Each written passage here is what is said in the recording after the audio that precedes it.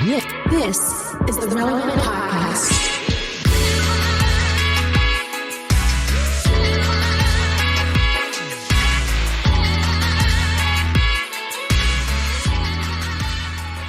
It's episode 1132, and it's the Relevant Podcast here in Orlando. I'm your host, Cameron Strang, and joining me, not from Loverland, Virginia, more on that in a second, joining me from Nashville, artist, producer, mogul, Derek Miner. What up, though?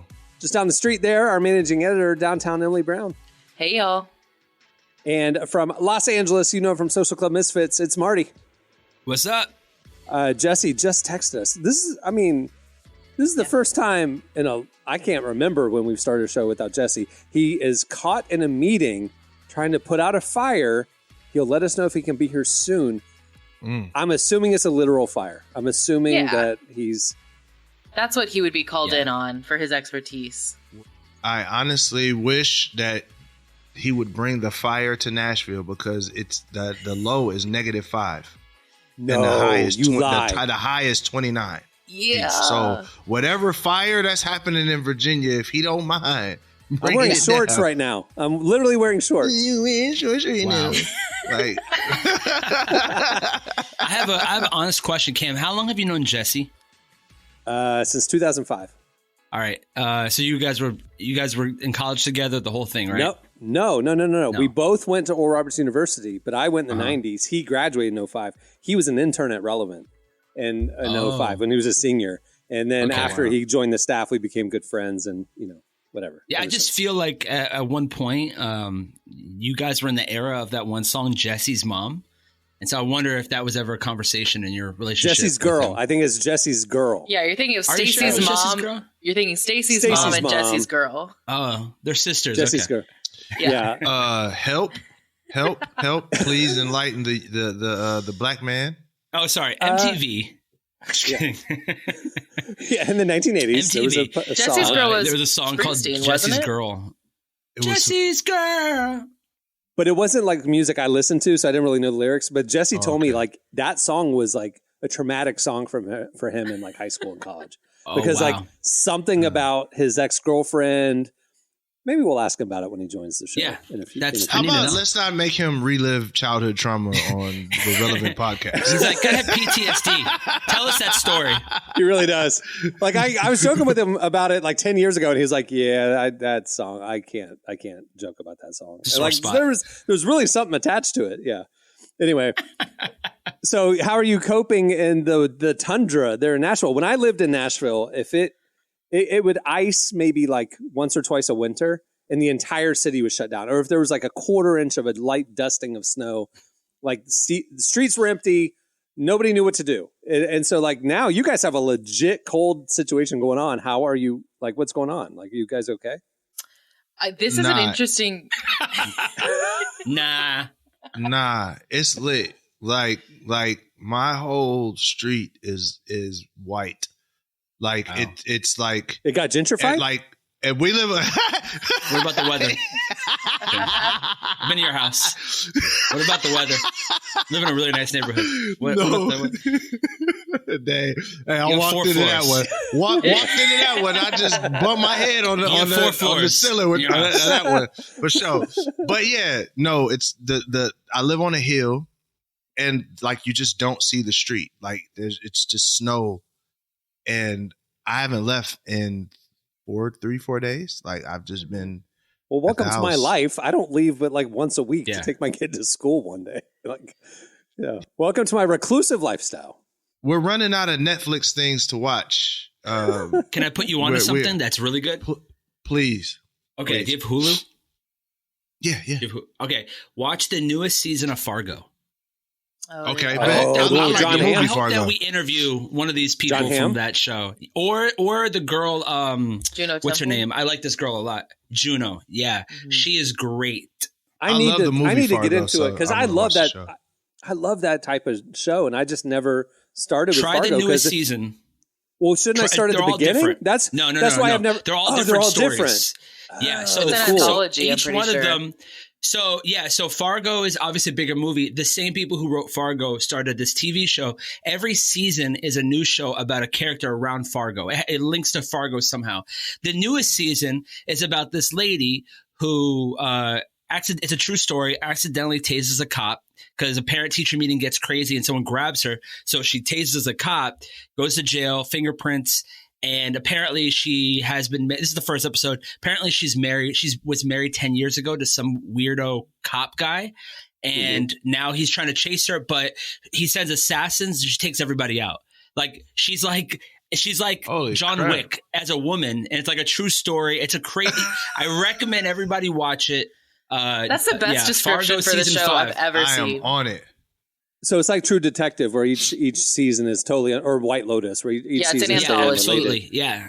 Yes. it. And so the first season was not why I bad never- with Billy Bob Thornton. It wasn't crazy, but it was insane. The season was insane, but That's why I wasn't never bad got at all. into it, because I was like, well, I fell behind, and I was like, I can't catch up 3 or 4 seasons. So that's good to know. By the Yeah, I way, saw welcome to 5, the went show from Loverland, Yeah. Virginia. Jesse Carey put out the He fire. made it. Guys, He thank made you it. for your patience. And I jumped in midstream. Listeners tuned out. They left. Jesse's No, not here. listeners Tune were, in now. No, you weren't here. listeners were like, thank God, a listenable episode for once. Hey, Jesse, do you ever hear that song back in the day? It was Jesse's Mom was the name of it? Stacy's mom. mom. Jesse's girl. Jesse's girl. Stacy's mom. I could see how you could conflate them. Yeah, it's just a whole family Jessies are constantly just surrounded by, attractive a people. whole So family of that's- just, it's a whole family. It's Stacy's, it's Jesse's. Do you know my cousin is a guitarist in that band? for Rick Springfield or for Fountains of Wayne. Fountains of Wayne, they're covered. Oh, That's Yeah. the Stacy's pretty cool. mom one. Yeah. Oh, Rick okay, Springfield so- was yeah. Jesse's girl. Oh, okay. I just walked into that. Yeah, Yeah. that's the one. Well, that's an interesting tidbit. How are they doing? Yep. I- He parks here's my cars favorite- now. So that's good. Does he really? Yeah, he parks cars now. See, I wonder what Hey, happened to bands like LFO and like these did 20 drugs. years ago. They had Yeah. one hit. They made enough LFO money to be famous, and then gone. Yeah, LFO, two of them Here- got cancer. Like, true story. Oh, Two of them no. got cancer and passed away. Yeah, one of them is Oh, still no. alive.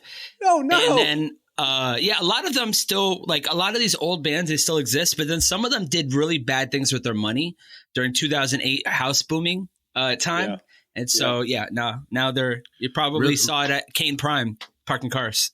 All right, so listen, guys. Just, I want to take a side note here. Real estate ain't for everybody.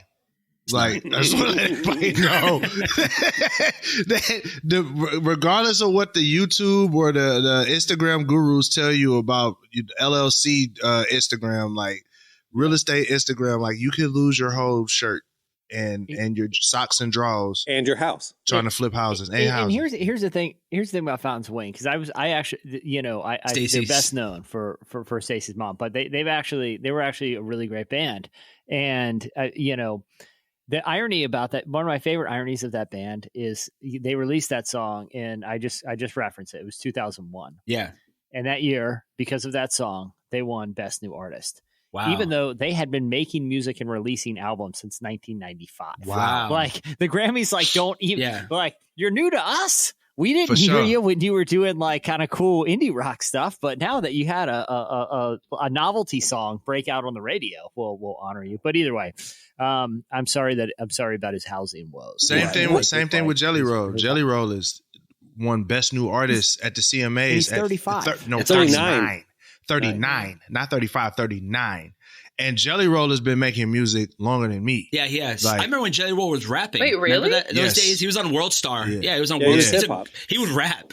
Hard. I'm talking about hard rap, like No, he could gangster rap. Like yeah, he could rap. Like he was Jesse- in front of yeah. cars and tattoos on his face, and he was skinnier. I feel like at one point too. no. Oh, yeah. When he No? was born. Yeah, right. No, Jelly been a big boy. I feel like Since I I've saw known like him. a thinner version of him, but maybe I'm wrong. Well, he eating good now. This man Yeah, is doing he's getting arena it right. tours, and I'm talking about this man was at Bridgestone not long Yeah. ago. Like, I bro, want him this to win. man I is like him. he's Yeah. bro. Yeah. Want him to win? He has won. There's no. He's running a 5K. Good for him. He's training for a 5K right now with Bert Kreischer. He posted No it online way. the other day. That's Yeah, he's kinda trying to tight. get healthy. Good He's for an him. interesting dude, man. Yeah. That's right. Yeah, When you good got for kids him. and stuff like that. One time in 2005, I ran into LFO at Urban Outfitters. Nice. You remember LFO? Likely place for Abercrombie them and Fitch to be. song? Abercrombie and Fitch. Right. One And Wish. so I recognized him. I was like, this is a random, you're at a Urban Outfitters in Orlando. Pause. How And did I you know like, it was Are them? you guys LFO? At the time, they were more famous, and you just knew their faces. Emily. He's like, "Are you light funky ones? Are you the light funky I ones?" asked one of the guys. I was like, "Are y'all LFO?" And he goes, "Yeah." I go, "The Abercrombie's downstairs." I literally told him that, and he looked at me with the most death glares of any person I've ever experienced. I was scared from the LFO. You were scared of LFO. So, you're like, I'm just gonna leave. Yeah. I feel like if I was LFO, I'm sure, you guys are in the music industry, but if you had a song of that, it was that huge at that time when pay structures were different, I would laugh all the way to the bank. You can make all the Abercrombie jokes you want. They never got a sponsor, which is crazy. Yeah. And it's like, I'll buy, I don't care what the market is. I'm buying any house I want. I got LFO Abercrombie money. I do wonder what happened to a lot of those, it's been 20 years now, all those indie one-hit wonder bands. I remember, Jesse, one time, didn't you call when you're at Relevant, you called like a label for an interview or whatever, and the receptionist? It was Tyler, yeah. Tyler did. I don't want to name the band, but, and he was sitting next to me at the time. But we were trying to track down, we're doing an interview with the band, and the band was late. So we called the record label's headquarters where they're doing press out of that day. And the guy that answered was like, "Oh, hey." And he's like, "Hey, I think I recognize your voice." The receptionist. Anyway, the guy answered. It was the receptionist. The individual answering phones was Tyler had previously interviewed years before, because that person was in like a pretty prominent band. Oh, wow. And was now answering phones at the record label. All I'd say, listen, fortunes can change in this business. Same thing. Like, I remember a band that was a big deal for a moment. I could say the name, you would all know it. And a few years later, went to Subway, like not the Subway, but a Subway, like the sandwich shop. Sandwich? And he was my sandwich artist. And he was, Yeah. Wow. But it's not just music; it's media in general, man. Yeah. Like it's not making light of it. It's like, look, it's man, hard. That's and there's no shame in working. Work anywhere. Yeah, I think they stopped making music. To me, I think that's a big piece of it. Is that when you stop making music and you cruise off or try to always get that type of fame, it's really hard to do. You have to do what like Weezer does, or like any of these other guys where they just always made for their core fan, and then those songs happen to win. But, just focus on your core fan base, and hopefully that. Yeah, I was talking to a young artist who's killing it on social media right now.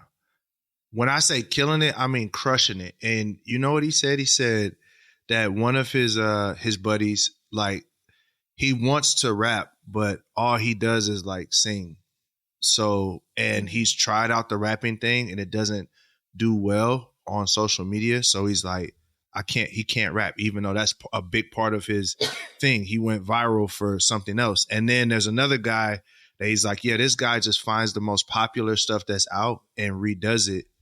And then that's kind of what helps him go viral. I'm saying all of that because I'm like, hearing this is like, man, as an artist, it's here one day and it's gone tomorrow. I would hate to have blown up and went crazy for stuff I wasn't passionate with, and I didn't even really get to enjoy my career while I was hot. So it's like, I think that's just I don't think that's a music thing. I just think that's just a art thing, or just a in-person thing. Like, I think we should live our lives and do the things that we love and we're passionate about, because they're not always going to be here. Or we may be in a sunrise or sunset version of what we're doing. And I think it's important for us to do the thing that we love wholeheartedly, fully, so we can say, if I have to do something else, I can say I did what I love with no regret. I think that's really important, People don't realize, who aren't in media or music or creative arts, how anybody can make something great. Anybody can break out, go viral. Anybody can.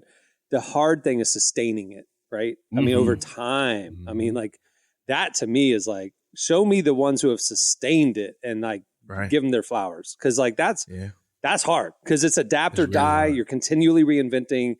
The algorithm changes, taste change, consumption habits change, and how do you stay relevant? I mean, that's. I always love bands like Jelly Roll.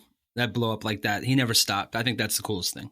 Right. The grind, the sustaining. He adapted. He went from one genre to another. He reinvented, but he sustained. And that's the thing that's where I'm like, that takes skill and stamina. I mean, that unbroken focus, even if you got to work at like Subway to make ends meet while you're still pursuing, do it, hustle. But when it comes quick and easy, it goes away easy. It goes away quick too. A lot of times, do what you love though. Like, man, I would hate to be adapting over something that I hate. You know what I mean? Right. Like, do what you love. I think that's really important. Jesse, you was about to say something. I'm sorry, I cut you off. Yeah, I was just to say, but you see it with different genres all the time. I remember, not to like name drop, but someone who like had like a rise and then was back doing his thing. It was like Chris Carrabba, who was in like Further Seems Forever, and like he was in like Tooth and Nail bands, and just like love making kind of like that sort of punk indie rock stuff. And when he started doing kind of just little side projects, Dashboard Confessional at the time like blew up, and he's on like a Spider-Man soundtrack. Right. And I remember him saying like, yeah, it was great, but like that was never the thing I was chasing. It was great that it happened, but I've always been doing the same thing. It just so happened that the zeitgeist intersected with what I was doing, but I was fully aware it was not going to last. Like, because I feel like if you chase it, if you chase that thing, then you might not ever get it. But Marty, to your point, if you're serving the same audience just forever, just doing what you care about, maybe trends intersect here and there, but you can't go wrong if you are working side hustles, along the way. You know who else said that? Pharrell. Somebody asked Pharrell how he's been able. It was around the time Happy came out. And somebody asked him, like, how have you been so relevant? Because, I mean, by that time, it's hit after hit, era after era after era. And Pharrell said, I just do what I love. Yeah. And he's like, and I just wait for the people to come back and to catch up with what I'm doing. And you see it almost be cyclical. It's like he'll have a crazy run and then he'll go away. It's not that he went away. He's been creating this whole time. It's just that he stayed consistent. And when people came back, he's now on their radar again. So, like, I agree with that, man. Just do what you love, man. Have fun and don't chase the glory. Let the glory chase you, Ooh, that'll preach. All right. Well, this is a terrible transition, but we have a great show coming up for you today. And it's a really important and serious show that we have in store, or a conversation that we have coming up. So here's what I'm going to do. Oh, wow. We have our normal, funny, hilarious things coming up. We have Relevant Buzz next. We have your feedback at the end. But we also wanted to talk to a person that I respect immensely and I've traveled the world with. His name is Todd Deatherage. He co-runs an organization called Telos, which has been working at peacemaking in the Middle East for 15 years now. And I've traveled over to Israel. I've been to the Gaza border. I've met people, Palestinian leaders and Israeli leaders with Todd. So because this is an important conversation that we had, I didn't want to cut it down to just a quick little 8 minutes and then we have a silly segment afterwards. So what we're going to do is do all the normal show segments, and then we're going to end the show with the full conversation I had with Todd Deatherage just yesterday. So it's 25 minutes long, give or take. And even if you don't care or really know much about what's happening in the war between Israel and Hamas over in Gaza, you need to listen to this. Just trust me. Just listen to it. And I know this makes the show longer than normal and stuff like that. So that's why we're breaking it up and kind of rearranging the segments. So, all right. So promise me, listener, promise me you're going to listen to this segment. It's important. So we talked to Todd Deatherage coming up because we thought, I've been distracted by we've told y'all everything you need to know about LFO. Maybe we should look at what's happening in the world actually, right now. Yeah. And after we're going to talk to Abercrombie historian Tommy Abercrombie and Tommy Abercrombie, Fitch, and it's about a 3.5 hour conversation about the impact of that single song in 1997. So buckle up and charge your iPhone batteries because it is quite the convo. Charge your Zooms. Charge your iPhone battery. Just when you think the interview is ending after being very exhausted. Trust us, it is only getting started. We spent 3 days with these guys, and They had a lot to say. Intersecting faith and culture. No one's talked to them in a while, so this is finally their chance to get some things off their chest. It was an easy interview to book. They were open, Let me just say wide open. Let me just say this. They had a lot to get off their chests after all these years. They were glad someone finally called. Their schedule's wide open. They actually called us back repeatedly. We're like, do you have 3.5 hours to spare? It's a cold call. I got about a 6-hour monologue one night, just dropped in a Dropbox file. Some pretty shocking stuff in there. But, the people who saw this episode name and tuned in to learn about the Israel-Hamas war and stuff are so confused right now about what this is. Anyway, we apologize to you if you're a new listener. Okay, stay tuned. Up next, it's Relevant Buzz. I've been rolling for another day. Dream. Hoping that you're running for the sake. Me. You've been on my mind for another day. Dream. Hoping that you're running for the sake. Me. I've been rolling for another day. Dream. Hoping that you're running for the sake. You're listening to Kwame. The song is Daydream. Okay, it's time for Relevant Buzz. Okay, tell us what's happening at the intersection of faith and culture this week, Emily. All right, we got to talk about Lil Nas X again, which we've been talking about his new song, J. Christ, which just came out. Truthfully, not his best. Terrible, forgettable new song, J. Christ. Yeah. Especially considering a lot of like the controversial marketing leading up to it.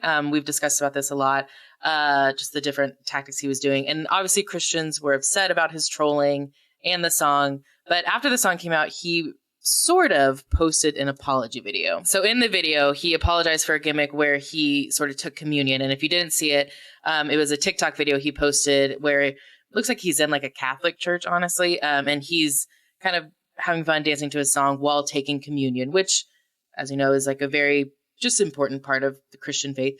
And so in his apology video, he directly apologizes for that. We have a clip of it here. And I know, like, given my history with, you know, the Call Me By Your Name video, anything that I do related to religion can be seen as like mockery. That just was not the case with this.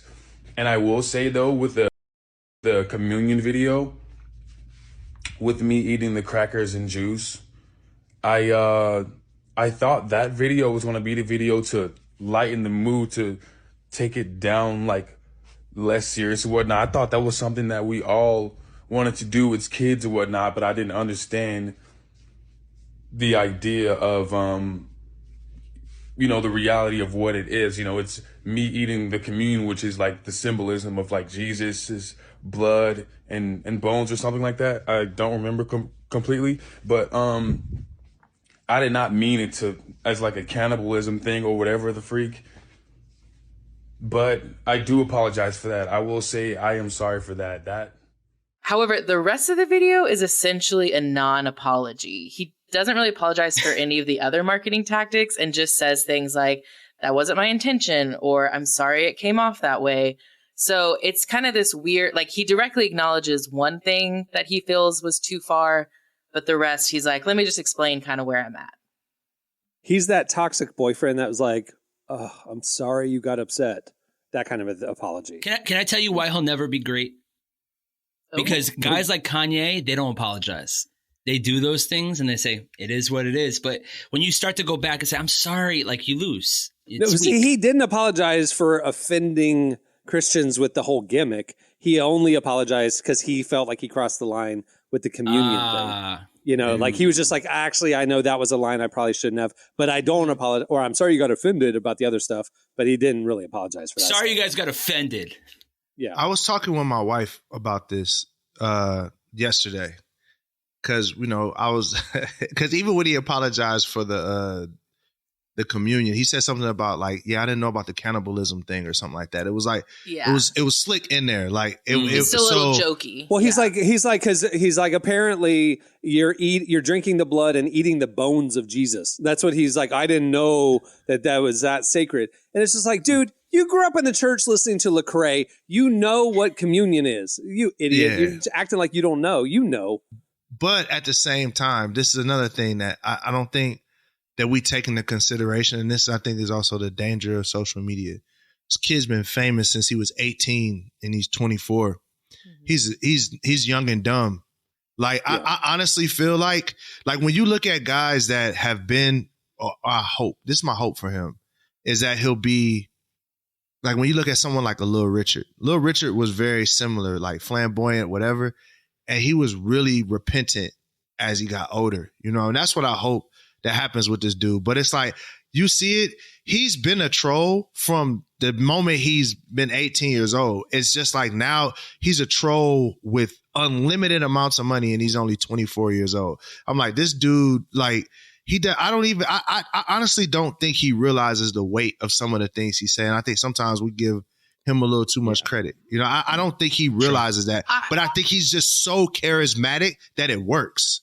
He's just so charismatic, it works. You know, I do want to say just a quick counterpoint. Like, yes, he is 24.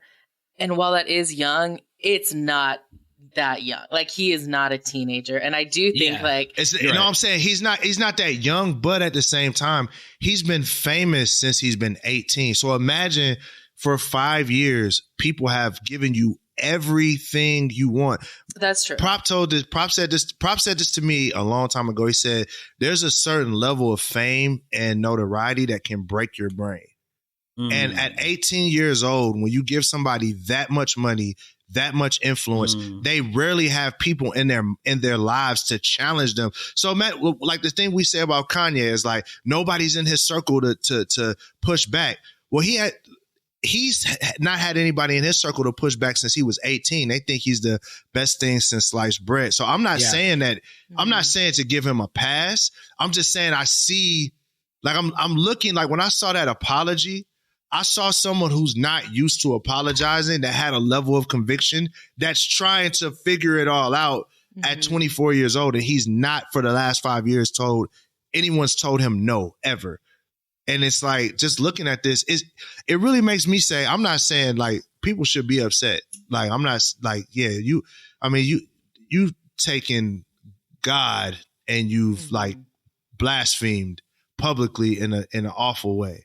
But what I am saying is just like, I think I felt bad for him, like in a way, like it wasn't rage against, it was like, I was like, dang, man, like this kid doesn't realize what he's doing. Like, I don't think pathetic. He does. Yeah.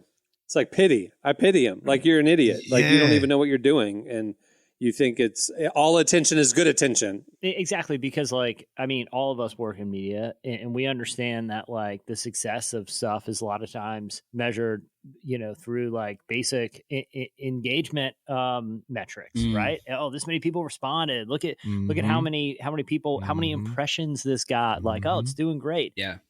It just seems like maybe he just got kind of blinded by that. And it was kind of, how can I cut through the noise at all costs without kind of understanding the weight of what he was saying to do it, you know? Hey, how about make good music? That's how you can cut through the noise. He's putting out mid music that nobody cares about. So he's in debt to the media cycle. So when guys have that level of like every single, like, I'll give you a good example. Right now I'm working with a top 5 artist in the game. We all know who he is. Right now I'm working with him. They're chasing a hit. And so I've been working with 4 people on his team to chase that hit, because he's like, I can't drop my album until I have that one big song. Yeah. So now he's going to Max Martin. Now he's going to guys who are really big, and I'm doing stupid covers of stupid songs because they're looking for that interpolation of another song that was famous 10 years ago. Because when you hit that level, like your label, the pressure of a major label, feed it. They won't. Yeah, they're gonna make you be like, listen, we love it. We need the attention. Like, I mean, there was a video the other day of like, I think it was a year or 2 years ago, of that one singer, Halsey, and she's like, listen, my labels they will not release this unless this video hits like 1 million. And her saying that actually blew up the video, but it also exposed like that does happen with that level of an artist. because there's money, there's investments, there's partners that you have that you also have to like account for, or you're in debt. And so I think that he has played the gimmick role. Now he's stuck there. And so he's always going to have to just grab our attention by doing something crazier and one-upping himself. And so it's a scary place to be. He's done the country thing. He did the devil thing, the flamboyant gay thing. Now he's done the Jesus thing. What other shock factor do you have? Like, that's it. You're done. And now his songs haven't been good in several years. So it's like not as good as this one hit wonder that he had. I mean, that was a big song. He had a couple after that. I mean, he had like he did. He had a few. But like Old Town Road. Yeah, Old Town Road was a billion. That's a billion club. I'd say that one even is like just an anomaly in the music industry. Like that one was insane how big that one blew up. But even that was a gimmick, like doing a country rap song. I mean, like nothing about this feels like artistry. Like Post Malone started with a gimmick and then became an artist. Started making records. He started making records. That's what Derek said. Like that part of like one thing about me is that I started producing 5 years ago. And then during the pandemic, I put myself through Berkeley just to get even better as a songwriter and as a producer, because I knew that if I'm the one creating, like I look at Derek, like Derek has a lot of, he doesn't really brag enough, but I do feel like Derek, you have so many smash hits that people don't even know you produced. There's songs on Andy's records that I'm like, I can't believe you did that song and no one said anything. So I think that when you're a producer too, you get like little investments of 5 different artists. And so you need to be able to think long-term with your, with your goals and with your music. And I mean, good luck with him. Yeah. Good luck with that. We'll see what he does next. We're going to be on the show next time and be like, all right, what's the gimmick here? Like he one-upped himself or did he not? Or he's going to go after Muhammad next, and then Buddha. Nah, and then he better not do that one. He better not do that one. Bro, it's a whole war happening right now. But the crazy part about what you said, Marty, is where you were like, yo, the labels, they got all these investors. They're like, we love the records, but we need the attention. The sad part about it is they're not going to care either way. If he doesn't get the attention, and if he has to deal with his conscience and how people view him when the fame is over with, they're not going to care. And I think that that's the hard thing just about media in general, which is we have these public personas and then we have our souls and our personalities that we all have to wrestle with. And when all of the fame and the money is gone, we have to deal with who are we working at Subway, right? Mm-hmm. Like, who are we working at Subway? That's a heavy, I mean, I think ego is the only thing that prevents people from like really working and doing stuff like that. Like, dude, I've had to do so many jobs that I've not loved and not wanted to do to provide for music and stuff. Mm-hmm. So for me, I don't have an ego in it. For me, it's a job, and it's my, thankfully God has given me a gift, but I treat it like a job and not like as a, hey, I'm going to ride the wave up. And I think that everyone in this room, we treat media like a job. We don't treat it like we got lucky and then we're going to ride the wave and see what happens. Yeah. It's like, we're planning out. And so I think it's important for people to plan out their future. Fact. This episode is sponsored by QuickBooks, and we want to let you know. I'm sorry. That would have been perfect if we got that sponsor. Yeah. Tony Robbins' real estate investment course that he's launching. Oh my God. And sponsored by Abercrombie & Fitch. Yeah. I'm seeing so many Tony Robbins ads on TikTok right now. He's doing a free seminar. January 26th. He's doing a free online seminar. Tony Robbins is everywhere right now. I love Tony Robbins, man. I love him. I do too, actually. That dude's brilliant. Do you though? I do. At the airport, I'm like, let me stop and listen really quick at this airport. I really do. The dude is wise, man. He's wise. If I don't listen to him very often, but whenever I engage his content, I'm like, man, that's good. That's good stuff. Anyway, here's the thing. I think he needs to take it down a notch. A little intense, man. He curses a lot. But he's operating an 11 all the time. Bring it down to like a 6. He was on a podcast with Theo Vaughn recently, and that conversation was fascinating. Because he made Theo cry. I mean, it was just like, it was so vulnerable. It was really beautiful. Anyway. I mean, he went to school for it. Theo operates at like a 4. Yeah. So I could see why an 11 would make him cry because it's a lot. He's just yelling at him. Tony Robbins is the only one who went to school and stuff. So I kind of believe what he says. He's been, world leaders and stuff. If Gary Vee went in my podcast, I love Gary, but I wouldn't cry. I'd be like, all right, I'm just, I got to go to a garage sale. I real quick, can I tell a quick Gary Vee story? Absolutely. I saw him at. I love Gary Vee. I'm not saying anything negative about him, but I was at it was like a Web 2.0 conference years and years ago. And it was him. He was one of the keynote speakers, and he followed Ariana Huffington, who at that point was like it was like peak Huffington Post. And everyone's taking a lot of notes, and there's a lot of good practical information. You could tell with absolute certainty he forgot he had the speaking engagement. And like 100%, like he looked at his phone that day, got a calendar invite. He's like, "Oh man, I'm supposed to go talk to 2,000 people at the Web 2.0 conference after Ariana Huffington." There is no way he didn't wing it. I mean, absolutely no way. He had no notes. There was no real point, and you could tell he was looking at the clock. Like, it starts now. I got 1 hour to fill. You know An hour? Dang. You know what? Jesse. He filled it. Dang. I'm going to look that up. Jesse, I'm not a public speaker like Gary Vee, but back in 2008 when Obama was getting inaugurated, I got invited to the DNC. At the time, I was a pro-life Republican. Now I'm an independent. But I was invited to be on a panel about next-gen, younger Christians, kind of their values and the things. A panel. This is what I was invited to. Flew out to Denver. Yeah. They picked me up at the airport. They walked me into the convention center, and they're walking to the room. And it's about 5,000 people in this hall. And the person who, once we get in the hall, tells me, "Okay, so you'll have about 30 minutes for your talk. And then at the end of the talk, we'll do a Q&A." And I was like, well, I was told this was a panel. And they were like, "No, yeah, you do a talk, and then we'll do a panel discussion about your talk." Oh. I was Gary Vee in that moment. I just pulled it out of my. I don't know. I blacked out and came to about 4 hours later. You know who you remind me of, Cam? You remind me of on How I Met Your Mother. You remind me of the lawyer. What's his name? On How I Met Your Mother. No, not Barney. Marshall. That was a very Marshall. I just blacked out. I don't know what I just said. I don't know. I just winged it. I remember talking at the DNC, bro. You just freestyled the DNC. It was 5,000 people in the room. It was one of the major keynotes for the afternoon. This is amazing. I thought it was a panel. It made me respect him. It made me respect him even more. I'll say that. It made me respect him. It's like I couldn't tell you one takeaway from the talk. All I know is he was marching around and shouting. At one time, he's doing crowd work. You know what I mean? Like when there was a lull and you could tell he was trying to recharge, figure out the next point. Everybody, look at this guy. He took a couple random questions right in the middle. It wasn't like at the end. It was just, you could tell he just needed a minute to, figure out what direction. Let me get a question. You. And it was like pointing to someone who didn't even have the hands up. Yeah. You right there. What's up? What's your question, man? I was yawning. I was just doing this. There is no worse feeling in the world than forgetting about a speaking engagement. It was pretty good. Anyway, what else do you have, Emily?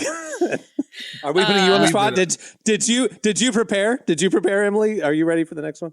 Yeah. I actually have a 4.5 hour monologue, so buckle in. Okay, good. That's good. Yeah.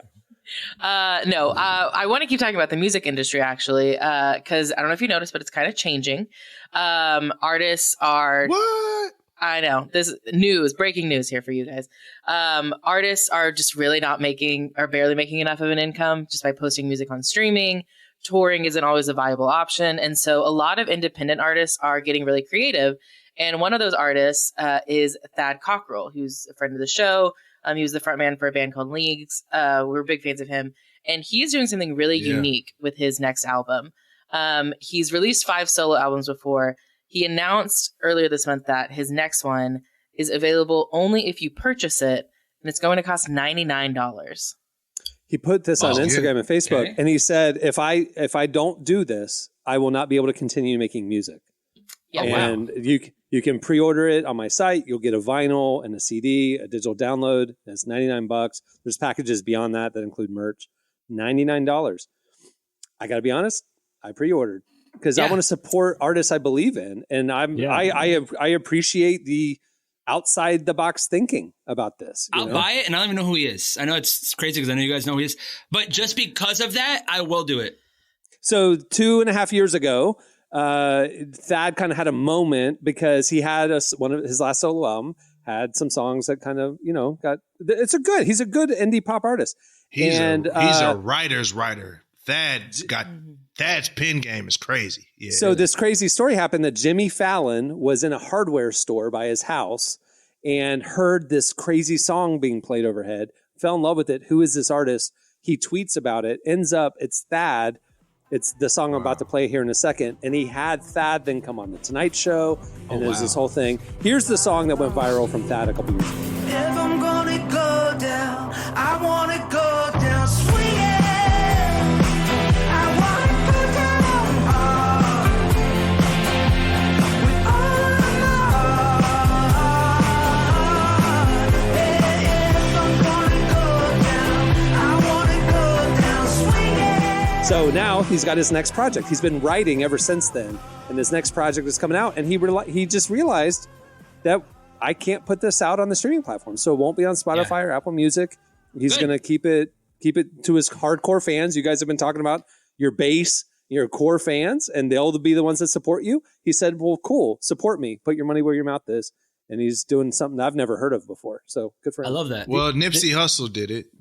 Yeah, that's right. Nipsey Hussle did it with mixtapes. I guess like Wu-Tang did it too. That $1 Million album. Remember they did that one Martin copy? Circle. Yeah. But the other thing too is like, music is one of those things where value, and I feel like this has kind of got lost in like the streaming area where everything's quote unquote free.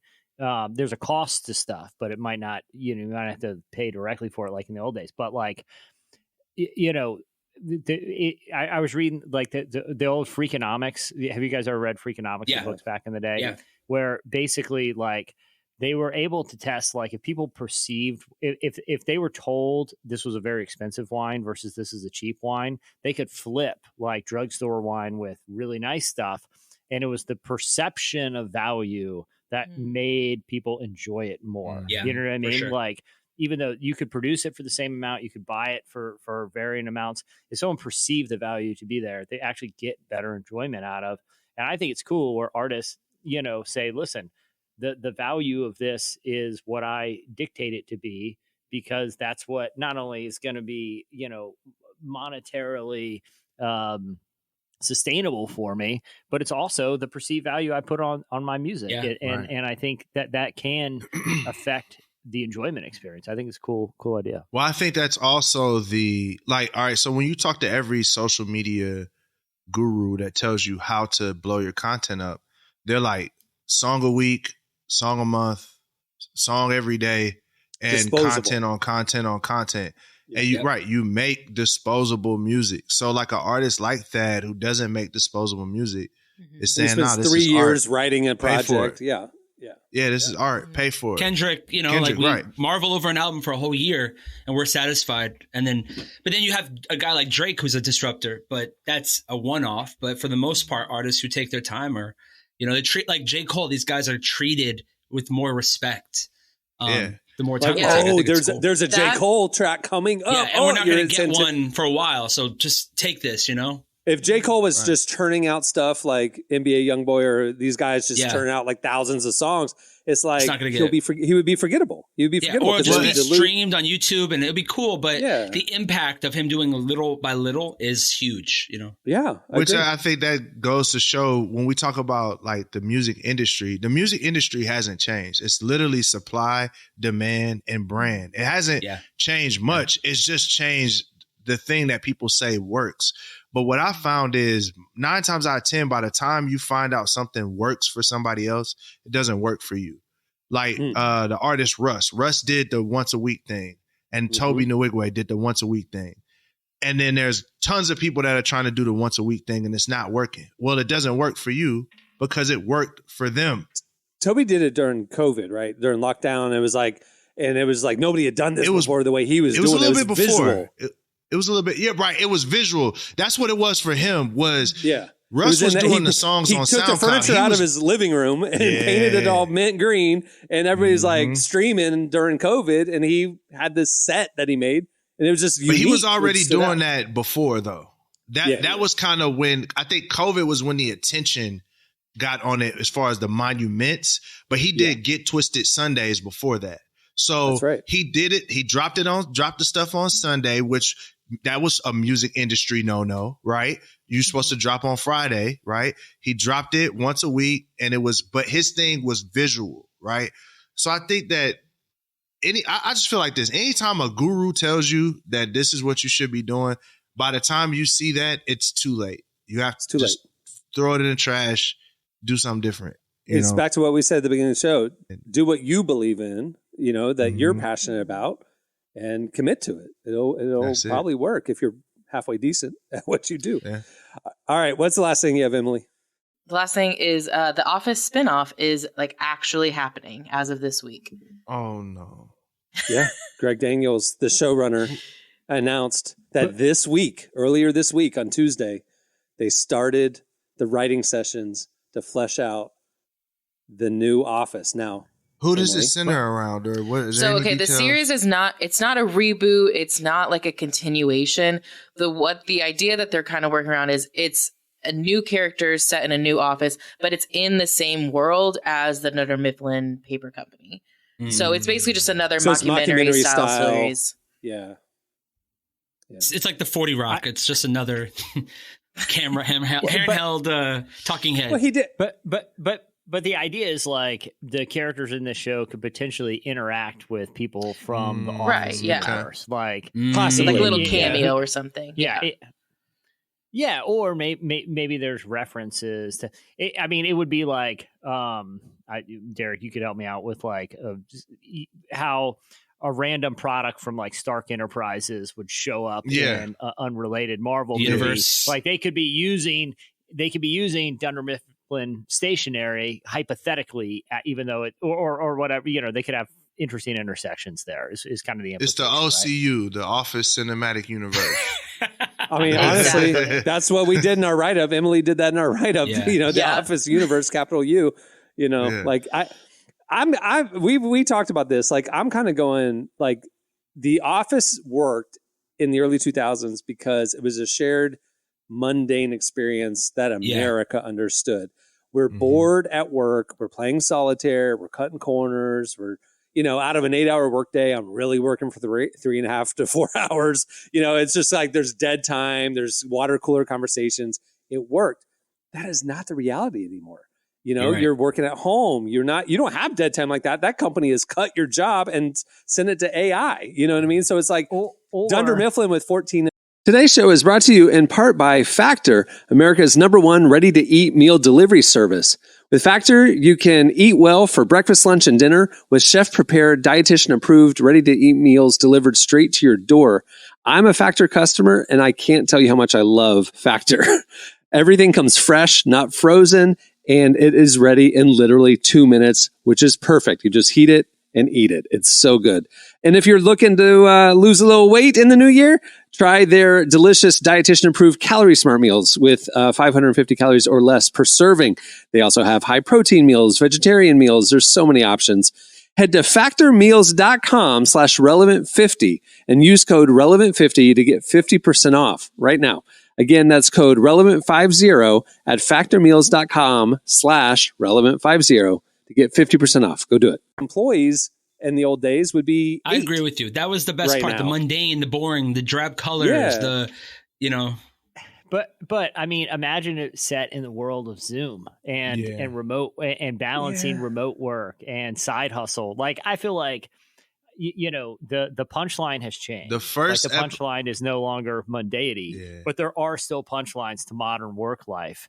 Think about what he did with Parks and Rec. Okay. Government, bureaucracy, weird people. Is that like the same universe? Yeah, well, it's Greg Daniels. Well, it's, but they're not connected. They're not connected, but it's the same. Oh, okay, but if it's in that same style, that works, bro. That's a great show. Because of the mundanity, the weird people who want to work for a local city government, that kind of thing. My thing is like instead of another 2024 Office, who like again, it's streamlined, it's digital, it's fast paced now. I'm kind of going. What about the DMV?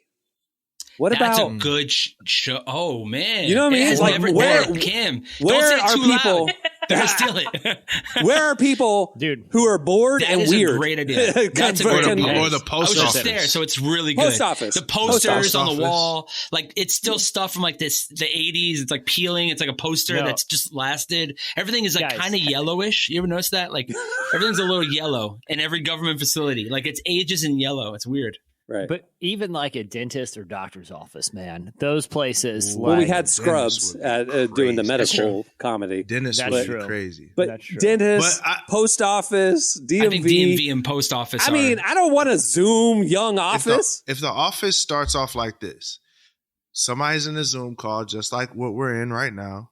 They have a suit on, and then the guy gets up and he's butt naked under like his shorts or in his underwear. He gets up and you see that, then I know we're going in the right direction. Nah, but I definitely think I don't know. I'm nervous. I know, me too. The only thing that makes me not nervous is Greg Daniels is such a good developer. If he's and writer. in part of it, we're good. He don't miss. So I think as long as he gets the setting right, he'll be fine. I really think he'll be good. Like, because obviously, like, people still love mockumentary style. Like Abbott Elementary, literally is winning awards right now. But think about it. It's an inner city. Right. It's an underfunded inner city school. So it's like challenges and dead time and weird characters and situations that come up. You know, we need that. We need like the middle of nowhere. You know. I don't want Zoom new business. I want we need Ohio. We need to be in Ohio this show. It needs to be centered in Ohio. Yeah.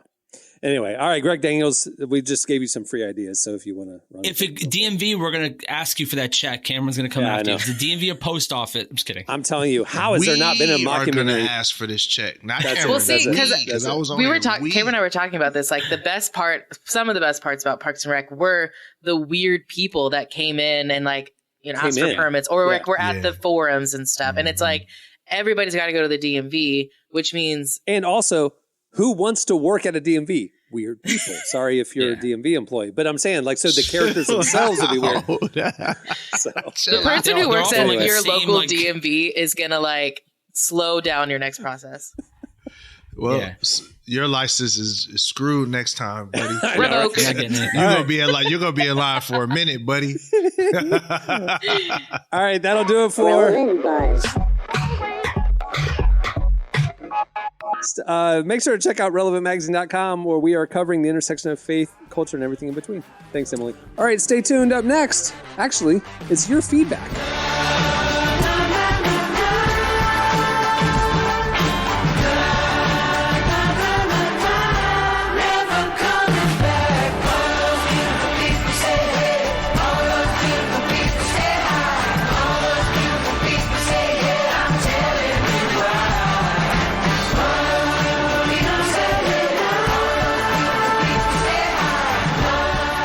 You're listening to the Black Keys. The song is Beautiful People. Okay, it's time for your feedback. So last week we asked you, we had mentioned in passing, the news that Martin Scorsese is doing a Jesus movie as his next project. And we joked, who should he cast? Should, Joe Pesci be Pontius Pilate and Leo be Jesus, that kind of thing. And then we asked you to help us cast the new Martin Scorsese thing. And apparently we listed all of the people and none of you participated in our joke. So there was, for the first time that I can remember in 17 years of podcasting, 0 replies to the question of the week. Yeah. So anyway, we are moving on to this week's editorial question of the week. Okay, so for this week's question of the week, we want you to tell us the next Greg Daniels mockumentary idea. Where should it be set? What are some of the main characteristics of it? We mentioned the DMV and some other places. Hit us up on X at Relevant Podcast or wherever you see us post the question on other platforms. I feel like there's got to be some bonus points too if you can even talk about the certain characters, because I'm thinking about who does work at the DMV. Anything. Well, not only actors, but who does work at the DMV. You got to have one person who's crazy energetic for no good reason. Yeah, most of them are going to be the lady who's been there 50 years and she's checked out. And she's sitting down. She's not even standing behind the counter. She's got one of those high lifted like seats. You know what I'm talking about? Like she's got the glove with the fingers are popping out of her wrist. Okay, thank you, Derek. I want a church documentary. I want to run it because I want a First Baptist mockumentary. I would like. I want a Pentecostal mockumentary. I actually would like a mega church, like a non-denominational. Yes, but I do feel like the Righteous Gemstones, have it's a not lot a mockumentary though. It's not a mockumentary though. I have a vision. I would love to do a mockumentary, but I want it to be a smaller church, but they think it's a big church. Like because the youth pastor who's like, we got to have fog machines, and it's like 8 children have showed up. I don't think I want that because, and I'll be honest, I have a lot of experience in that. I used to work for a church. I was about to say, I know exactly. I have these characters so in my mind. So they bring the power team in, Cameron, man, use your resources, bro. Like, let's go make this happen, bro. I know a few prominent Hollywood people. I'm thinking, who should we call to get this fast tracked? But no, Derek, I agree. I want this because, and the reason I do think the showrunner needs to be someone who does love the church, because I think someone could easily take this and make certain jokes that it's they're a bunch of charlatans. They're a bunch of scam make it like artists. The Righteous Gemstones, where it's you got to make it where it's like wholesome. Like The Office had wholesome moments. So did Park. It has to feel like you're not. It has to feel like it comes together in a positive way. The call has to be coming from within the house. You know what I'm saying? Like the jokes are inside jokes. We get it. But we're not cynical. Yeah, that kind of like the pastor has to be like Michael Scott, in my opinion. Where he has a great heart, but he's just clueless. But he's also, you don't know if he's really smart or he's just lucky. Church is still growing despite his craziness, But that's such a good point because Michael is such a fun character because every now and then you get glimpses of like, oh, you actually are good at your job. Like he'll land a big sale and you're like, oh, I get how you got that. And I think that could work for like a lead pastor where it's like, you're kind of a little scattered, but then you like put him on the pulpit and you're like, oh, I get it. Like, I get it. This is a good man. Dude, I agree. I peek behind the curtain. I don't know if you guys even acknowledged, but I stepped away for just a moment there. Oh, and you did? Came back. It sounds like I jumped back into the greatest TV pitch I've ever heard. It is. I'm serious. It's I'm the serious. Office. We're talking about it. Like if it's in the DMV church, if it's in post office, it's the question of the week, Jesse. We're in feedback. You missed an entire 2 segments. Feedback this week is pitch us the next Greg Daniels mockumentary setting, show, premise. But if this comes to life, I am volunteering for the writer's room, and I can scour the internet for footage that almost seems mockumentary right now, like that. I think honestly, I could probably sit down with a video editor and put together a pilot with actual church footage. So I'm about to start. And we need to have the actor. What's his name? Shama, the black guy. That, like mocks the mega churches. Yeah. Yes, he gotta be in there some way. He's the diversity hire. He's the diversity. Right? He's the diversity. He's the one hire. black guy on the entire church staff. He's on our single next month, Derek. Just throwing that out there. I'm gonna go. He's on our single next month that we're dropping called Nope. He intros the song. He's the funniest guy in the world. Shama, shout out to you. Yeah, he's hilarious. Listen, I'm going to go as far as to say, is this idea is too big? Like the mega church passes more than David Wallace. I think you could distill this down to the worship team and still have a great team. Okay, no, Jesse, my pitch is that it's a smaller church that thinks it's a mega church. So like the youth pastor has 8 kids, but he's doing the fog machines and he's insisting on the lasers because he thinks that's what you have to do. It's in that 100, 200 range church. Yeah. Small town church trying to be a Hillsong type church, and they just don't quite get it. Yeah, I'm telling you, make your work, man. I need my writer's credit. Give my 0.5%. I genuinely have thought about this for years, so this is exciting. So basically. So this is basically a Christopher Guest movie meets Jesus, Righteous Gemstones, essentially. Like that's the elevator pitch. Right, but wholesome, not preachy at the church, not screamy, like wholesome. Like you leave feeling like happy and you're rooting for the church to do well. They're good-hearted people. They just don't get it. They're not. They're not. They're not charlatans. They're not manipulating people. Again, it's not cynical. Yeah. They believe in what they're doing. They just don't know what they're doing. Yeah. So you're basically saying there could be a full episode on them formulating the proper response to the new Little Nas X. Yes. Like that is the pastor's really trying to figure out. This has to. Well, the young people are talking about this Lil Nas X young man. Yeah, exactly. Yeah, and then you also get the church congregants. That's where you get a lot of fun creativity. Oh yeah, with the ladies who will have their assigned seats. No, I'm telling you, I have thought about this so much. I need to see this happen. The good thing about us talking about it right now is this is in the public domain. I mean, it's not the public domain. They can take it. This is This copyright. is recorded. This is what I was saying. It's copywritten by technical rules. This is Ben Affleck and Matt Damon are going to be in the show. I already know it. I'm calling it right now. So in your mind, is the Dwight character someone who is like a volunteer that desperately wishes they're on staff? There's no Dwight. There can't be. No, yes, there is. New characters. There's got to be new characters. The Dwight character is he's either a deacon or a sound man. No, but volunteer. He's either a deacon or a sound man. But takes their job more seriously. He is not on staff, but if you asked him, he's like, I'm basically on staff. No one would corroborate that, but he feels like he's on staff. Yeah. Protects the parking lot. Every one of those churches has someone who parking ministry. Tucked in shirt. It is a cell phone belt clip. They always have a tape measure. They have all the keys. They have the big key thing because they got keys over parking ministry. Oh, 100%. Parking ministry, dude. Yeah. So now there's a part B to the question of the week. Either tell us your pitch of an original thing or help us add and flesh out this idea. So you hit us up either way. Give us ideas for the pilot. On next week's show. Available on PureFlix 2025. No, this is NBC, dog. This is Peacock. This is Peacock. Available Patreon. All right, that'll do it for your feedback segment and the question of the week. Stay tuned. Up next, it's my conversation with Todd Deatherage.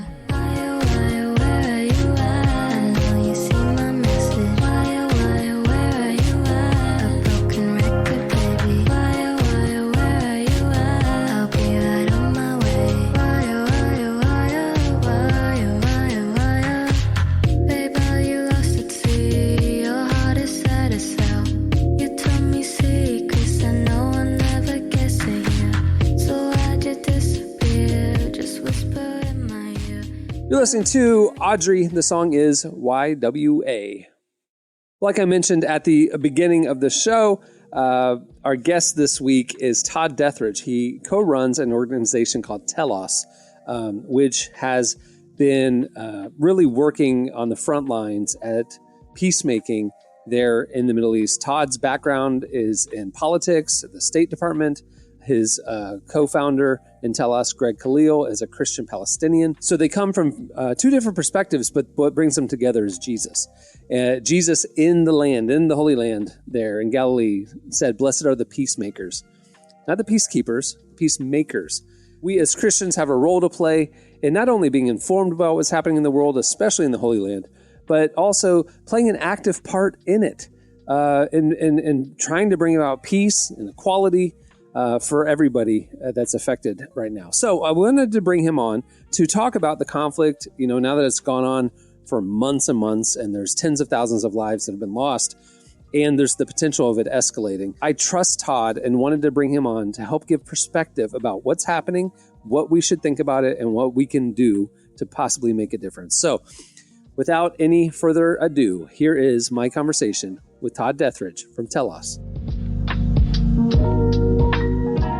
Well, obviously lots going on, and I know you have staff and a lot of relationships on the ground over in Israel and the Gaza region. What are you hearing from them about the conflict and what's happening right now?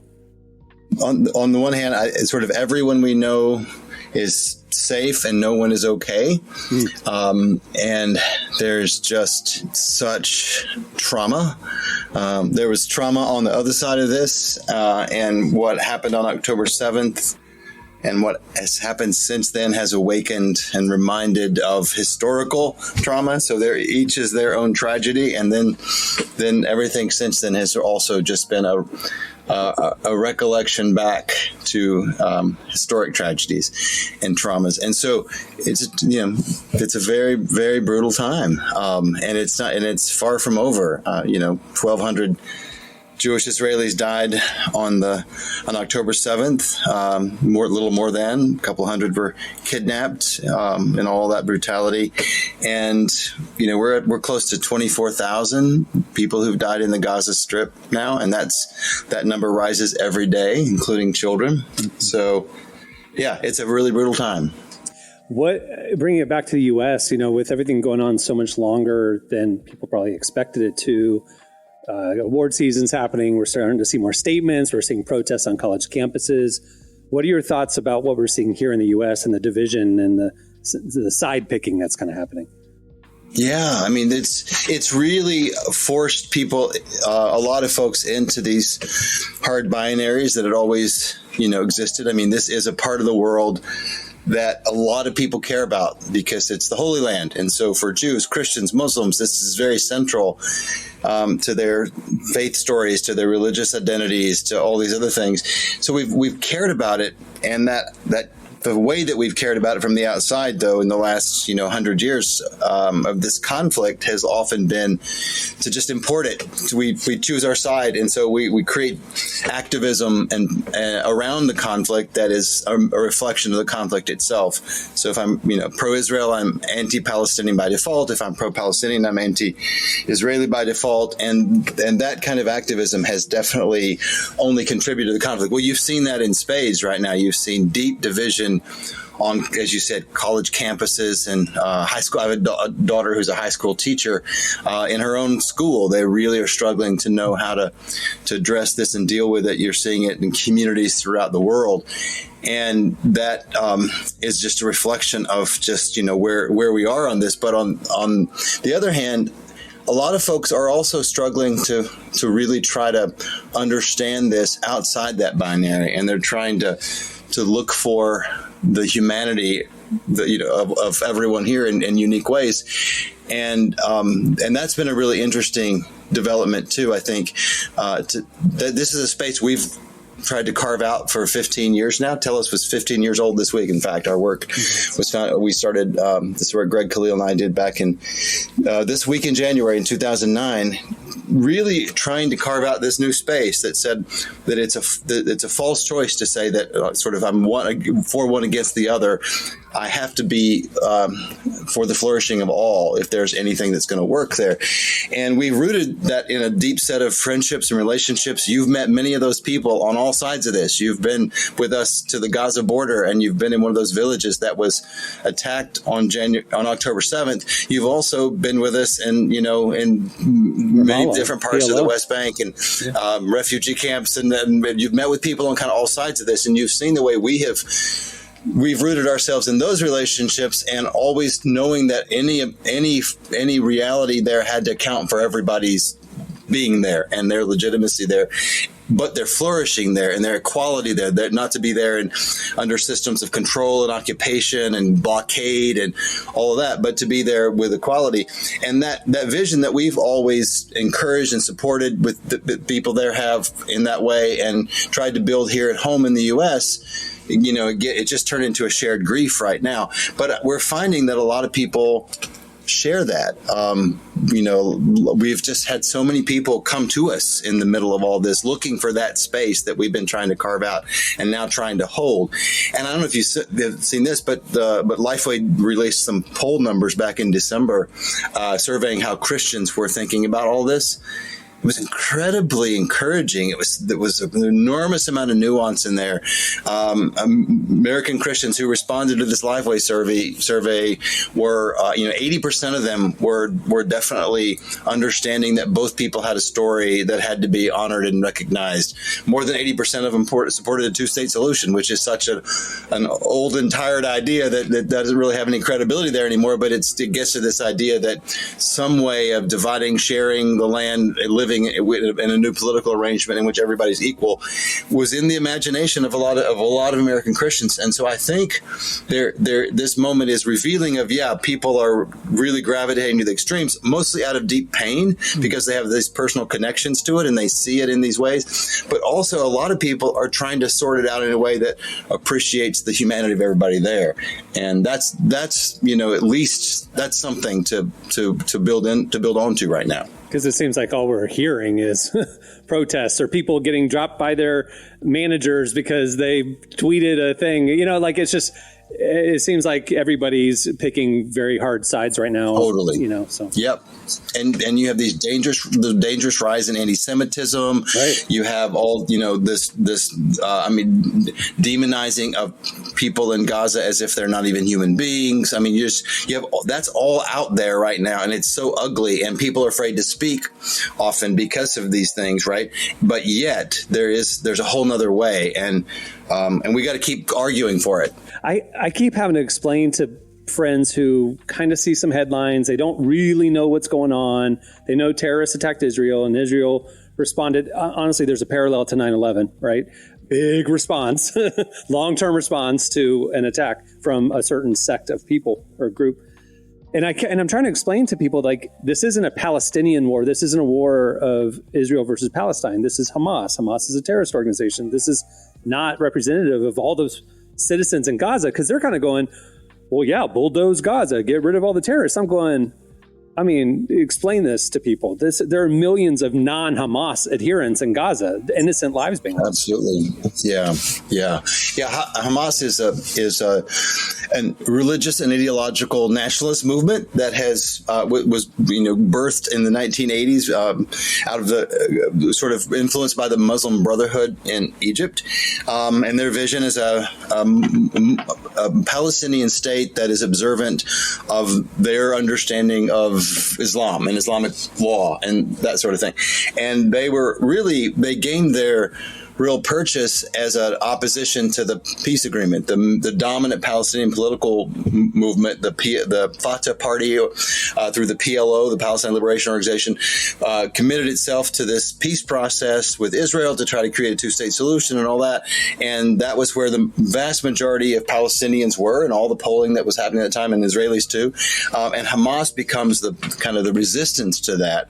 And there was a resistance on the Jewish-Israeli side too that didn't want that.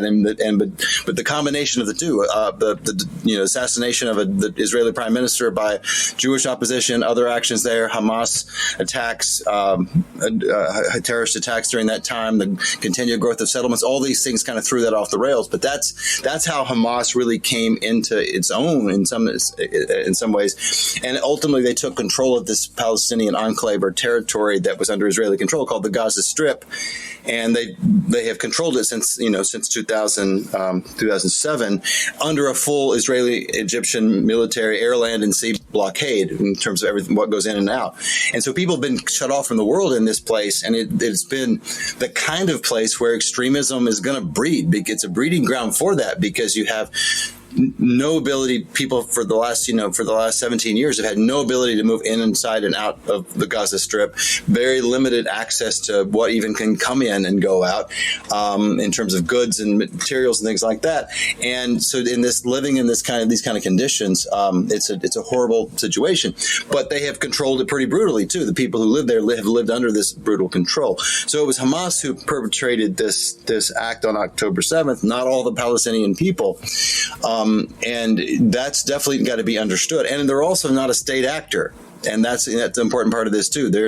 Gaza is not a nation state. They had no sovereignty. They had no international recognition in that way. They don't have an army. So they have militants, and they have armed groups, but they don't operate in the same way as a nation state. So it's not two nation states at war, and this is really has to be understood too. And what we're seeing right now is this massive response. You likened it. You made the comparison to 9/11. And I think there's a lot about that's very accurate. It felt very much like a 9/11 moment in the immediate aftermath of October 7th.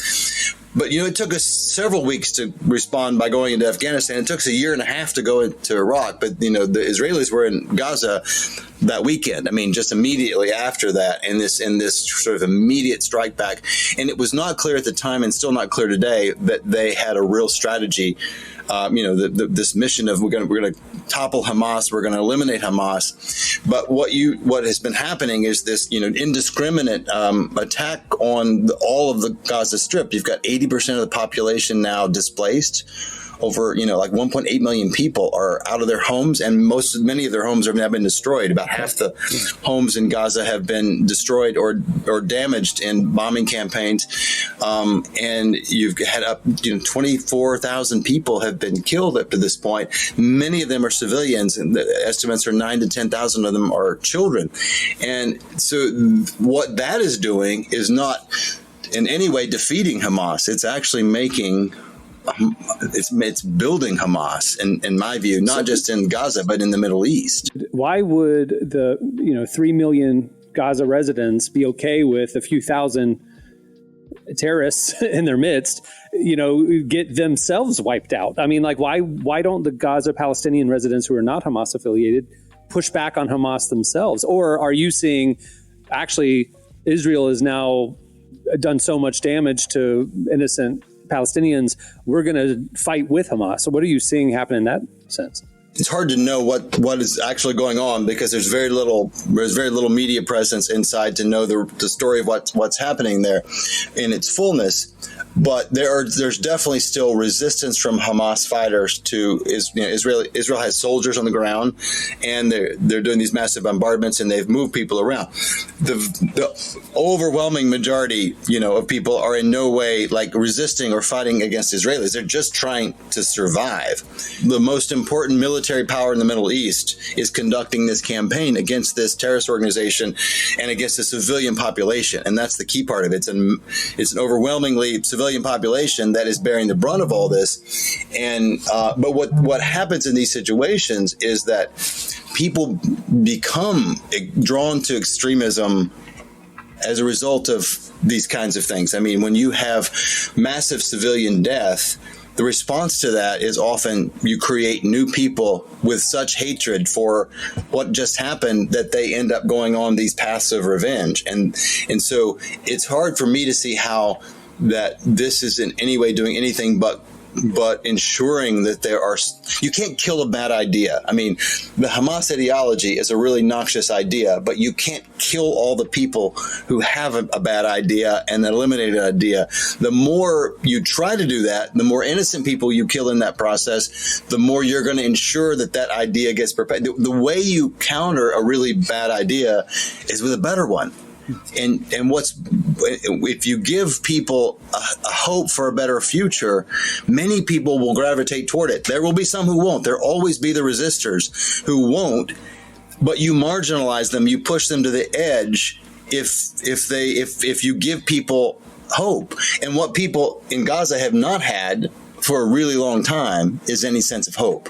They've lived completely, and what we have to remember is that the people in the Gaza Strip, the Palestinians who live there, who are now displaced and refugees, more than 70% of the people who've lived in Gaza's a postage stamp size, piece of real estate. It's a very densely populated area with 2.2 million Palestinians. What you have to know is that 70% of those folks are refugees or the descendants of refugees from 1948 when Israel was created. They lived in what was Israel and they got displaced into this area around Gaza City, and it became this Palestinian enclave that we call the Gaza Strip at that time. So their whole history is of displacement, and they're being displaced again.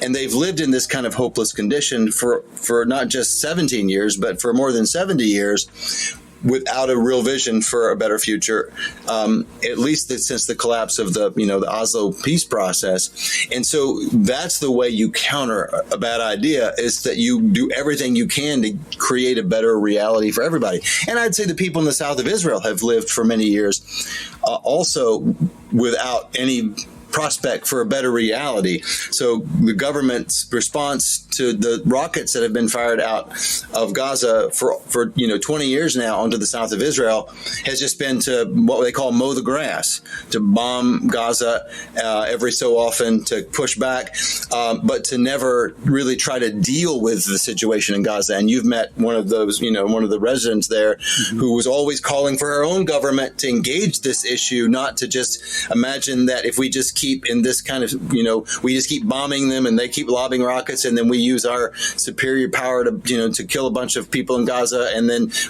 get a little bit of a calm, and we don't ever deal with the issues that we're stuck here. So those people have also been lacking a vision, and many of those people have been have also been drawn to kind of a more extremist view about who their neighbors are. There are real exceptions to that, like some people you've met, but that's how extremism grows, is when people lose all sense of hope for any possibility of a better future. I don't think people here, or at least our readers, maybe don't realize the extent that the U.S. government and U.S. taxpayers are funding the Israeli military. What are your thoughts about how our government has responded so far? I've seen the Biden administration get criticized for funding what they're calling genocide, and I've seen the Biden administration get criticized for advocating for peace or a ceasefire. So it seems like the U.S. doesn't, from our vantage point, from way far away, it doesn't seem like we have a clear path or like how we're involved in the conflict. What are your thoughts about how the U.S. has been involved? Well, I think from the very beginning, President Biden, I think was deeply moved in a very personal way by the horror of October 7th, and he jumped into that with an immediate embrace of Israel, with Netanyahu, and he really hasn't really wavered from that position, in spite of the fact that we're over 100 days into this, and we have, again, 24,000 Palestinians who've been killed and a massive destruction. He has made the decision to fully own this war. And so America, in the eyes of much of the world, is very much a partner in what Israel is doing in Gaza right now. And the policies that he's created, the position he's created, I don't see as distinct in any way from what a Trump presidency would have been. I can't imagine how Trump would have responded differently to this. And so that's the decision the president's made. Now, there have been some real attempts at other levels underneath the president to try to walk some of that back as the bombardment continued, as the death toll has mounted, as the potential for this thing to spread regionally, which is still real and still possible and still happening on some level, as that has all really raised so many concerns about peace and security in the world. Others have tried to walk some of that back, have tried to take that bear hug that the United States gave Israel and use it as leverage to get Israel to pull back some. There's been very little evidence that has had any impact so far. So at this point, we own this war, and we own whatever the ultimate consequences of this are. We are fully seen as being a part of it. And so if that's if your position is that Israel's right to do all that it's doing, then we're very much their supporter in that. But if your position is that this is a disproportionate response and it's an unhelpful one, and it's then there's a whole critique of how the U.S. has played a role by, the U.S. alone stands out in the world as the country that has prevented all the other international pressure that's been calling for some kind of negotiated ceasefire and hostage release. And even though we have worked diplomatically with the Qataris and others to get some of the earlier hostages released, the U.S. should get credit for our involvement early on in trying. And we were a part of the work that the Qataris did to get some of the hostages released earlier. But the point of that is, we own this, and we're Israel's largest benefactor. They receive more military aid from the United States. The United States gives more military assistance to Israel than any other country in the world, $3.8 billion a year. And we're trying to give them another $14 billion right now. And the only reason we haven't is because the Congress is so dysfunctional that they can't figure out how to do it right now. But there's broad bipartisan support. So at some point, we'll give them another $14 billion and probably more on top of that, because that $14 billion number was identified back last year as money they needed in real time for the war, and when there's now going to be more needs, and so I'm sure we'll be providing that as well. So we have a huge role in this, and Americans need to understand our role in this and our complicity in this. And if they're not comfortable with what's happening in our name, we need to be talking to our elected representatives to say, what we think about that, because this is being done in our name, and we need to at least understand that and decide if we agree with that or not. We have been from the very beginning saying that violence is how we got into this. It's not how we get out of it. This is what got us here. What Hamas did on October 7th in no way made Palestine more free. And everything Israel has done since then, I don't think has made Israel or any of us more secure and more safe.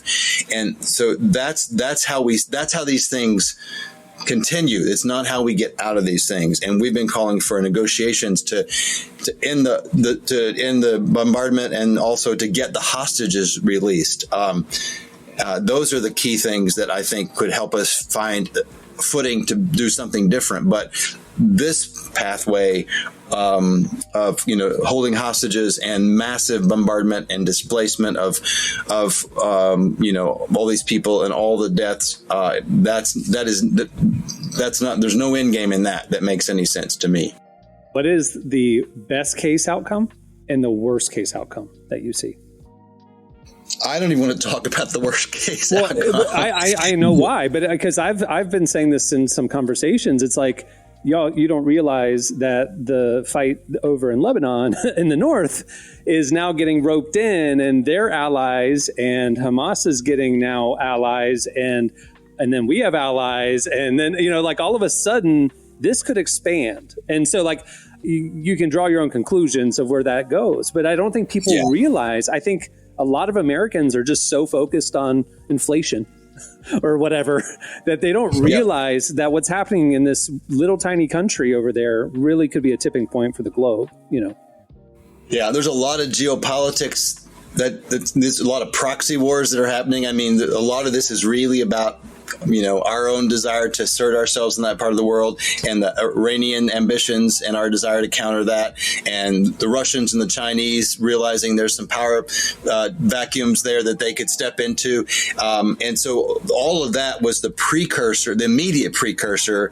There's, long historic issues as to what was bubbling up with all of this. But the immediate precursor was our trying to negotiate a peace deal between Saudi Arabia and Israel as a way to counter Iranian bad behavior and ambitions in the region, and to counter Chinese influence. The Chinese had just been signing some deals with Arab countries, and so everybody was playing geopolitics on the Middle Eastern chessboard, and it all blew up. Well, those dynamics are still there. You're still seeing these Iranian-funded resistance movements that at least have a lot of support from Iran and have collaboration with Iran, as you mentioned, Hezbollah in south of Lebanon, the Houthis in Yemen. All these things are live, and those things are still very worrisome. There's some direct U.S. action going on right now between the U.S. and the Houthis in Yemen, so all this could go into a much more regional conflict. If it gets to Jerusalem, this becomes a whole bigger thing. So there's a lot of really worst case scenarios, and I think the Biden administration has some appreciation for that, but what they are not fully appreciating is that the best way to avoid this to be an even greater regional conflagration is to stop what's happening in Gaza right now, to work on ceasefire, negotiated release of hostages. All these things needs to be done as a way to keep this from spinning out, because it definitely could do that. it's hard to say that what a best case scenario is right now because, there's this idea that things have been going in a really bad direction for a really long time there. And people would often say, this is going to blow up, this is going to blow up. They'd often say it's got to get worse before it gets better. There is a version of it gets worse and then it gets worse some more, right? And that's easily where this could go. What we've got to do is at least not let that happen and to really redouble all our efforts. Internationally, all the involvement has to be directed toward supporting all those voices on the ground, supporting all the kind of work on the ground, supporting all the international work that would create a more fair, just, safe, equitable, secure system for everybody there. We've long argued for dignity, security, and freedom for Israelis and Palestinians in equal measure. And whatever that political arrangement is that achieves the end of different systems of control, that marginalizes extremist ideologies, that minimizes violence in all its forms, not just the direct violence of terrorism and military violence, but the violence of occupation, the violence of these ideologies that create supremacist systems of who's more favored than the other. There's these visions that exist on both sides of the land without anybody from the opposite side being able to be present there, at least any kind of equality. So we got to really commit ourselves to the work of peacemaking, is what I believe. And we've got to really commit ourselves to working with those folks that are going to create that reality. And we've got to make a big commitment to the work of the healing of the traumas. I mean, there's just so much historic trauma that's always been there, as you've been there, and that it's kind of almost like you're in this giant open air PTSD ward as you walk around. I mean, everybody has that in their family and in their story, both on the Israeli and the Palestinian side. Well, now they have it even more, and so we really have to remember these sort of basic concepts that trauma that's not transformed is transferred, and we're seeing massive transference of trauma right now. So really looking at ways to bring healing to these people and to allow them to bring healing in their own communities and create a different, more equitable table where people can choose how to live in that reality where nobody lives as a second-class citizen. I just want to say I appreciate and respect the work that you've committed yourself to over these last 15 years. Congrats on the anniversary. I hope that this message of peacemaking and intentionally, like equality and whatever gets heard, because I don't think people realize how tenuous the situation is right now. And there really is no end in sight. As you just said, I don't know what the best case scenario looks like. And it's like a lot can happen and happen very quickly. But you've changed my mind and opened my eyes to what's happening over there over the years. And I just really want to say thanks. Thank you. You've been such a faithful voice for years now, for 10, 12 years now to really try to understand this. I just love the way you've continually wrestled with it, and you've continued to give an opportunity for people to learn about it and with some level of nuance. And it's so appreciated. And it's making a difference. I mean, it really is making a difference. We have seen poll numbers in the last 6-7 years. Particularly younger evangelicals have dramatically shifted on this. And they have not switched teams. They haven't gone from being pro-Israel like their parents to being anti-Israel. They've just widened the aperture, and they are understanding the complexity of this. And I think that folks like you are a big part of that, of the way that you've been willing to get a message out there that says this zero-sum kind of stuff just keeps us trapped. We've got to find a way to understand the humanity of everybody in a situation like this, and then support that. So thank you for that. I really appreciate it. Well, I'm telling you, it's talking in nuance in the media. It has always been hard. Talking about a third way in a contentious situation has always been hard. But in the last 5-7 years, it's gotten a lot harder. And I think the information that we receive from the media has innate bias in it. And I love talking to you, following what you and Tell Us are doing and saying about the situation is like, okay, this is who we need to be learning from.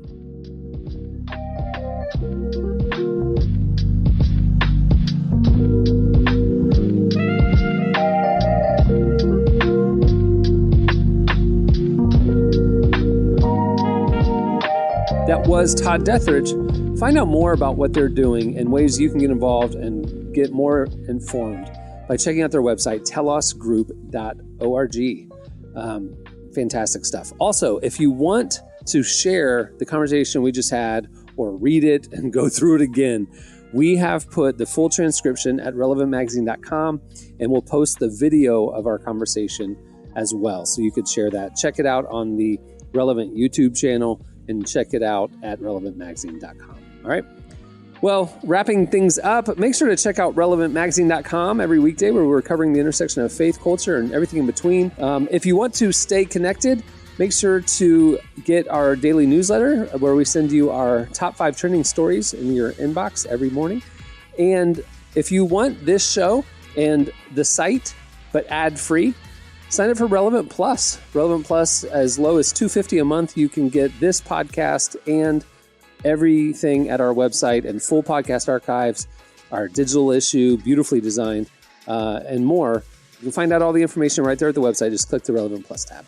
All right, on that note, we'll wrap it. I'm Cameron Strang. I'm Jesse Carey. I'm Derek Miner. I'm Emily Brown. I'm Marty.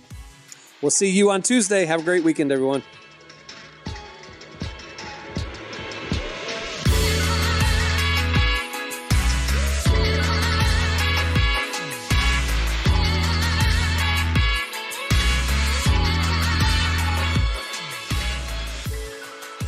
Thanks for listening to the Relevant Podcast.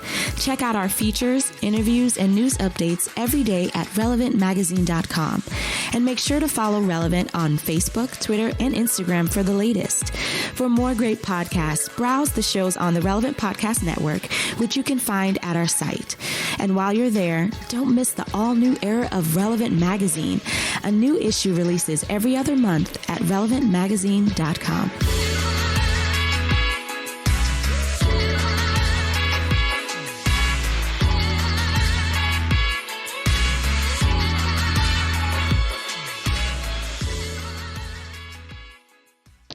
Tommy Abercrombie and Johnny Fitch. Relevant Podcast Network.